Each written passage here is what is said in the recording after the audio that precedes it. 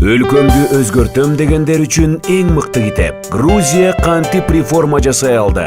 Жаратылышы, экономикасы, элинин саны, башкаруусу, менталитети. Айтор Грузия бизге окшош постсоветтик мамлекет. Бирок учурда таптакыр башкача. Мисалы, бир министрликтеги 5000 кызматкерди 1700-кө чейин кыскартса, эмгек акысы $56 $443 чейин көтөрүлгөн. Грузияда паспорт алуу бир мекемени каттоо жарым сааттан ашпаган убакытта ишке ашаары чынбы? Ал эми бизде кандай жана канча убакытты талап кылат? Ушул суроолор сизди кызыктырса, Лариса Буракованын «Грузия кантип реформа жасай алды» китеби эми кыргыз тилинде сиз үчүн жарык көрдү.